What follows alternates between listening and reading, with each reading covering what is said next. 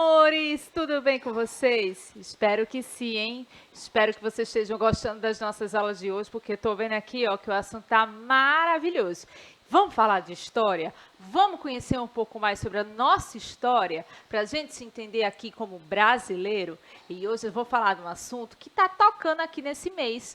E toca não só nesse mês, mas toca o ano todo, que é sobre a independência do Brasil. E para fazer parte aqui da nossa aula, a gente tem a professora aqui, Eli, no chat. Seja bem-vinda, professora Eli. Obrigada, professora Sinara. Estamos aqui aguardando a participação dos nossos estudantes. A Ana, como sempre, está por aqui e disse que gosta muito das aulas de história. Ah, que bom, Ana. Fico feliz. História era uma das minhas matérias favoritas na escola. E a gente também está aqui com a nossa intérprete, que é a Jéssica. Seja bem-vinda, Jéssica. E ela está transformando a nossa aula um pouco mais acessível, né, gente? E olha só. Como eu falei para vocês, a gente vai falar sobre história, independência do Brasil, e a gente não pode esquecer como foi importante essa nossa independência, tá certo? Mas antes da gente chegar na independência, eu vou fazer uma retrospectiva de como foi esse movimento. Que a gente tem um feriado, mas se você sabe por que a gente comemora nesse dia, olha só.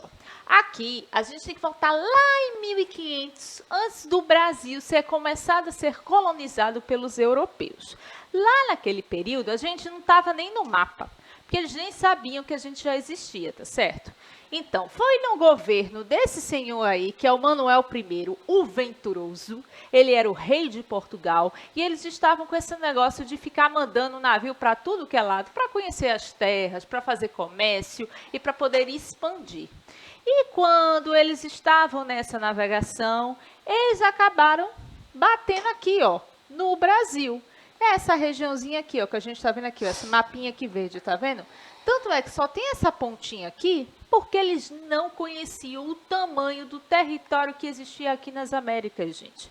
Para você que não sabe, o Brasil faz parte das Américas, tá bom? E eles não sabiam. Então, após o início da colonização de Portugal, foi que eles começaram a conhecer um pouco melhor essa região. Mas não só foram os portugueses que começaram com essa colonização, não. Os espanhóis também foram muito influentes nesse momento aqui, nesse período de colonização, tá? Então, no dia 22 de abril de 1500, marcou oficialmente a chegada dos portugueses ao território brasileiro. Eles oficialmente, porque tiveram outras visitas dele e de outros povos também aqui nessa região.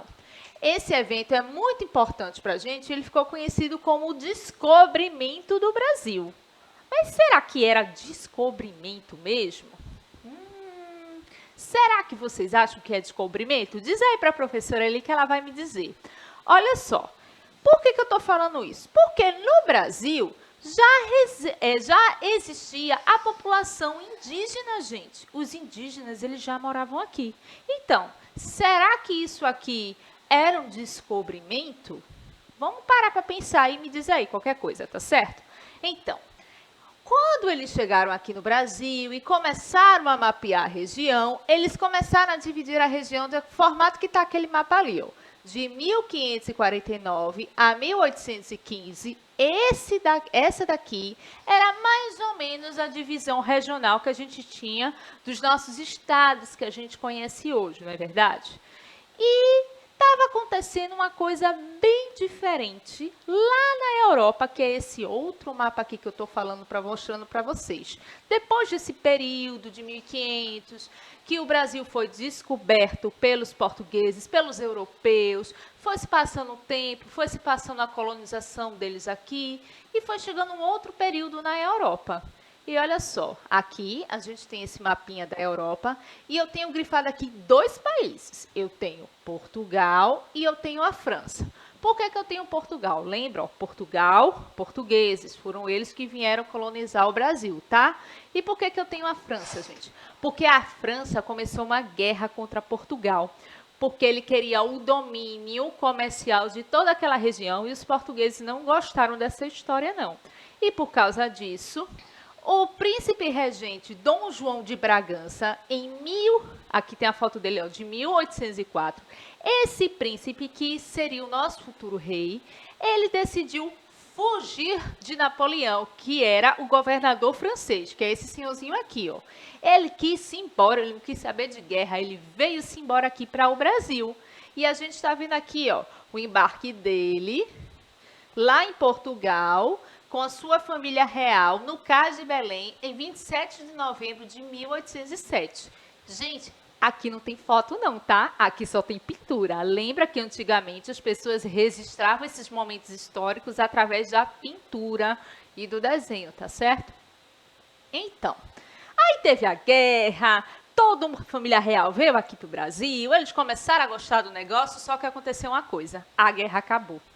Quando a guerra acabou, o povo de Portugal começou a pedir para o rei voltar. A gente quer o nosso rei aqui. Porque o Brasil, ele não era um país, ele fazia parte do reino de Portugal. Só que o rei, o príncipe regente, o que seria o futuro rei Dom João VI, gostava tanto do Brasil que foi o que foi que ele fez, ó. Durante o período final do reinado da sua mãe, Dona Maria I, ele elevou em 1815 o Brasil da condição de Estado colonial a parte integrante de Portugal. Então, a gente deixou de ser uma colônia e começou a ser um estado de Portugal. Agora, vê que contradição, professora Eli. Portugal é bem pequenininho e o Brasil, olha, enorme, não é verdade? E aí, os estudantes falaram o quê desse período da colonização do Brasil? Quando lá na sua pergunta se eles sabiam, se tinha sido descoberta lá a questão com a França, o Luiz e a Ana responderam que não, que eles não sabiam. Tá certo, gente. Então, preste atenção que tem mais história, tá? Então, aqui o rei foi aclamado, depois ele fez a aclamação dizendo que era o Reino Unido de Portugal, Brasil e Algarves, lá no Rio de Janeiro. Porque o rei Dom João, ele gostava muito do Brasil. Ele não queria saber de voltar para Portugal de jeito nenhum. Só que aqui a gente está vendo, olha, o mapinha já mais desenhadozinho do Brasil lá naquele período. E aqui ele já está conhecido como Reino do Brasil. Ele já elevou da colônia e passou para ser um reino, tá certo? Só que isso, gente, não foi suficiente não, tá? Porque a corte portuguesa e as pessoas que estavam em Portugal continuavam exigindo a volta do rei. Essa daqui que eu botei, só botei por curiosidade. Essa aqui é a Carlota Joaquina, que era a esposa do rei, tá certo? Olha só que bonita essa foto dela, essa pintura dela aí que a gente está vendo. Então, gente, o rei estava aqui no Brasil, mas como eu falei para vocês, né? O povo de Portugal queria que eles voltassem para lá. E o rei não pôde fazer muita coisa, ele teve que acatar a decisão, porque ele não tinha mais justificativa para não voltar para a sua terra. Então, a gente está vendo aqui o retorno do rei para Portugal. Ó. Em 1821, como uma exigência dos revolucionários, que estava tendo até revolta em Portugal para a volta desse rei, Dom João VI partiu de volta para Lisboa. Eles disseram, os historiadores da época, que ele não foi muito feliz, não. Ele não gostou nem um pouco dessa história, né? Mas ele tinha que ir. E o que foi que ele fez? Ele deixou o seu príncipe aqui, que é o seu filho, que é o príncipe Pedro de Alcântara, como regente do Reino do Brasil. O que significa regente? Regente é aquele que rege, ele que estava mandando. Então, todos os nobres, que são aquelas pessoas que fazem parte lá daquele convívio do rei, foram para Portugal. E aqui ficou quase ninguém da família real, a não ser o príncipe regente, a princesa e algumas outras pessoas e os funcionários do alto escalão que organizavam as coisas aqui no Reino do Brasil, tá certo? Só que estava tendo um outro problema aí. Vocês estão pensando que eles satisfizeram só com o rei lá? Foi?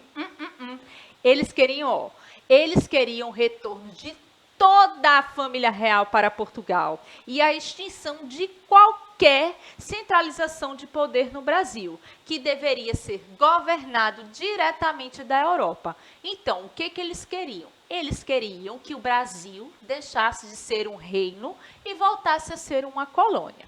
Só que, como eu falei para vocês, Portugal, em dimensão, ele é muito menor do que o Brasil. E o que acontece? Aqui no Brasil se tinha uma população cada vez mais crescente As pessoas gostavam de morar aqui e não gostaram de escutar essa história não, porque elas queriam ter os seus direitos garantidos. Porque quando a gente era uma colônia, a gente tinha que dar quase tudo que se produzia aqui lá para Portugal. E as pessoas que ficavam aqui no Brasil quase não tinham acesso a nada.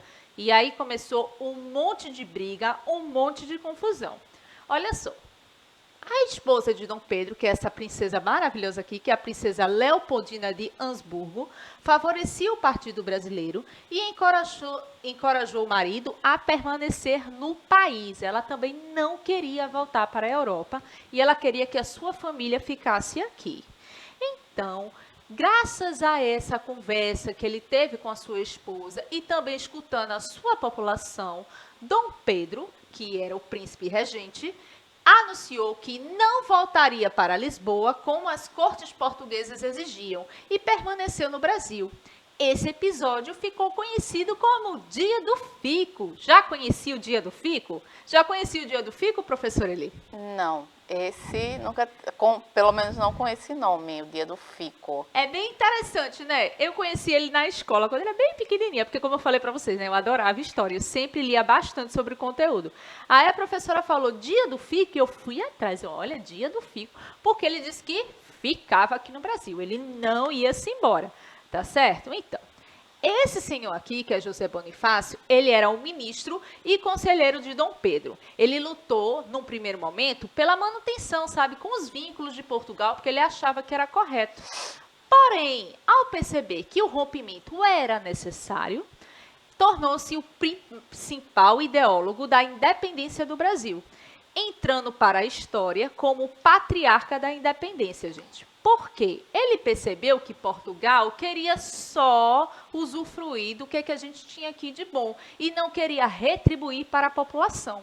Então ele começou a conversar com Dom Pedro, começou a conversar com as outras pessoas do reino e principalmente com a princesa para ver como é que eles podiam organizar melhor essa situação do Brasil e percebeu que não tinha muita coisa o que fazer. Então, pela Constituição Portuguesa, eram claras as intenções do novo governo em recolonizar o Brasil. Com o apoio da princesa Leopoldina e do seu conselheiro José Bonifácio, Dom Pedro começou a organizar as tropas militares. Por quê, gente? Quando ele disse que ficava, Portugal não gostou. Ele disse, como assim? Ele tem que obedecer a gente. O rei tentou até usar um artifício, dizer, meu filho, volte, porque é assim, você precisa terminar seus estudos. Como se aqui no Brasil não tivesse professor, não é verdade, professora Lia? Um monte de professor aqui no Brasil. Isso mesmo. Vê? E ele queria voltar? Aí não, ele disse, não, vou ficar. E quando ele disse que ia ficar, Portugal não gostou. E tinha algumas tropas de Portugal aqui, claro, né, porque era um reino de Portugal, e eles começaram o quê? Vamos defender o rei. Então, o rei está dizendo que o príncipe tem que voltar, o príncipe tem que voltar. E começou a ter umas confusões, começou a ter uns tumultos. E o Pedro I, ele decidiu, já sei o que eu vou fazer. Eu vou começar a organizar aqui os militares, para eles entenderem que é melhor para a gente ficar aqui e vai dar tudo certo. E foi isso que ele fez. Pedro partiu para a província de São Paulo para assegurar a lealdade dos locais à causa brasileira. Ele alcançou sua capital em 25 de agosto e lá permaneceu até o dia 5 de setembro, para organizar as tropas e tudo mais. Aí vocês devem estar pensando, isso tudo? Gente, antigamente, o transporte era um pouco mais lento. As pessoas não tinham carro, não tinham ônibus, não tinham avião. Eles andavam a cavalo, no máximo um navio que ia de um canto ao outro. E as navegações demoravam meses. Então, era um processo lento, tá? Então, olha só, Leopoldina, que é a nossa princesa, assumiu a regência durante essa viagem. E, diante das exigências de Portugal, ela convocou uma sessão extraordinária do Conselho de Estado no dia 2 de setembro de 1822. E olha só ela aqui nessa sessão, muito plena, conversando com as pessoas e, juntamente com os ministros, decidiu, olha, pela separação definitiva entre Brasil e Portugal, assinando então a Declaração da Independência. Em seguida, enviou o mensageiro Paulo Bregaro para entregar a Pedro uma carta informando o que ele tinha acontecido. Então, ela conseguiu convencer os ministros e todo mundo assinou essa declaração de independência e aí tudo estava ok, tudo estava organizado. Então, ó, em 7 de setembro, Pedro recebeu a carta. O príncipe foi informado que as cortes tinham ainda o quê? Removido o resto do poder que ele tinha. Imagina. Aí ele não sabia mais o que fazer, né? Ele tentou conversar de bom grado com Portugal. Não deu certo. Então, ele simplesmente pegou o que Leopoldino e os ministros tinham decidido e o que foi? Desabanhou sua espada e afirmou que para o meu sangue, minha honra, meu Deus, eu juro dar ao Brasil a liberdade. E gritou, independência ou morte. E esse evento é conhecido, gente, como o Grito do Ipiranga. Tem até uma imagem que roda muito por aí, dizendo assim, que foi assim que aconteceu. Não foi bem assim que aconteceu, mas ela ficou gravada na memória de muitas pessoas. Ó, que é esse quadro aqui, ó, de independência ou morte, como a gente está vendo aí. Muito bonito esse quadro, por sinal. Então, a separação oficial de Portugal só ocorreu no dia 22 de setembro, numa carta escrita de Pedro ao Dom João VI, não é? E aqui a gente está vendo depois, gente, depois de todo esse fato, a coroação de Dom Pedro I, que em 12 de outubro, o príncipe regente foi aclamado Dom Pedro I, imperador constitucional e defensor perpétuo do Brasil. Era ao mesmo tempo o início do reinado de Pedro e também do Império de Portugal, gente. E aí, gostaram da nossa história, da nossa independência? Eu tive que dar uma correria, porque o nosso tempo já acabou, professora Eli. No instante passe, os estudantes estavam bem atentos aqui. A Ana e a Nicole estão dizendo que foi muito legal a aula hoje. Ai, que bom que vocês gostaram, gente. Na próxima aula que a gente for falar da independência, eu vou dar mais fatos interessantes para vocês, que tem muita coisa legal sobre essa história. Então, olha, um beijo grande para vocês. Fica aí que tem ainda a aula do 5º ano, tá certo? Tchau, tchau.